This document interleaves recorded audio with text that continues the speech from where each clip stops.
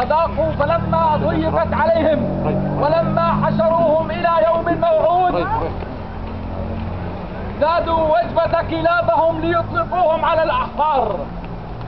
يعتقلوا من يعتقلوا ويشوهوا صورة من يشوه. شعب الأردن ما بيخاف، شعب الأردن ما بيخاف، وشعب الأردن ما بيخاف، شعب الأردن ما بيخاف. لو حبسوا منا الآلاف، لو حبسوا منا الآلاف، ولو حبسوا منا الآلاف، لو حبسوا منا الآلاف. وشعب الأردن ما بيلين، شعب الأردن ما بيلين، وشعب الأردن ما بيلين، شعب الأردن ما بيلين. ولو حبسوا منا الملايين، لو حبسوا منا الملايين، ولو حبسوا منا الملايين، لو حبسوا منا الملايين.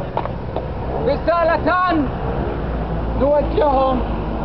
الرسالة الأولى للشعب، نقول إن عهد الخوف قد ولى،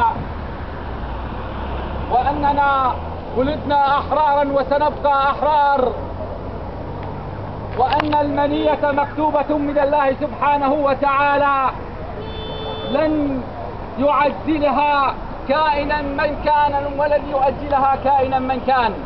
والرسالة الثانية نقول للنظام: لقد امتلأت آذانك شحما من لحم الشعب وطفى عليها الوقر حتى بت لا تسمع صياح الجوعة والثكلة والأرامل والأطفال، فاستمريت في الكذب والخداع والمماطلة حتى ضاق بك الشارع ذرعا.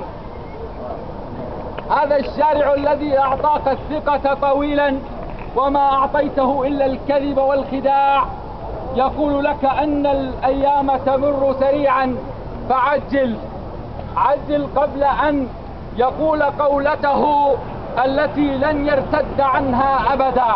يا نظام اسمع اسمع، يا نظام اسمع اسمع، يا نظام اسمع اسمع، يا نظام اسمع اسمع. الأحرار ما راح يركعوا، الأحرار ما راح يركع، الأحرار ما راح تركع، الأحرار ما راح تركع.